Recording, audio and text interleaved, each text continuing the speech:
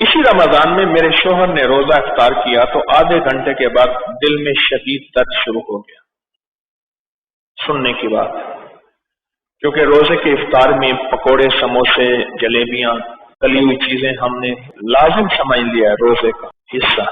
کہنے لگے میرے شوہر کو تکلیف شروع ہوئی، آپ کے درس میں ایک وظیفہ سنا تھا۔ لوٹ پوٹ گیا شوہر اور کہا کہ ہم نے کلمے پڑھنے شروع کیے، انہیں بھی کلمہ پڑھنا شروع کیا کہ بس اب وقت آ گیا، اب ایک وظیفہ سنیں۔ کیا شروع کیا؟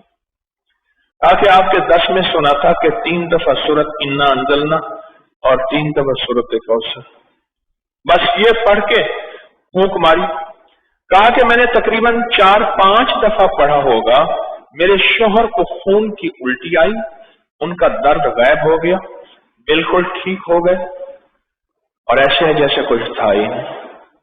وہ خون جو دماغ کی رگوں میں جم جانا تھا، نالیوں میں جم جانا تھا، اور جس کی وجہ سے دماغ کی رگیں پھٹ جانی تھیں، جس کو کہتے ہیں برین ہیمریج ہوا، فلاں تکلیف ہوئی، فلاں ہوئی، ہارٹ اٹیک ہوا، یہ ہوا، اللہ کا نظام دیکھیں، اس کلام کی وجہ سے وہ خون منہ کے راستے نکل اور صحت یاب ہوگا۔ یہ وہی وظیفہ ہے، یہ وہی وظیفہ۔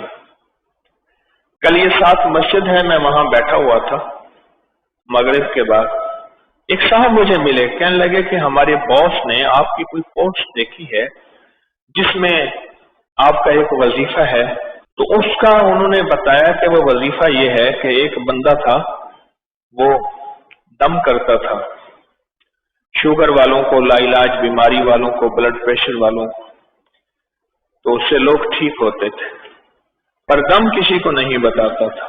ایک بندہ ٹھیک ہو گیا، اس نے کہا مانگ کیا مانگتا ہے؟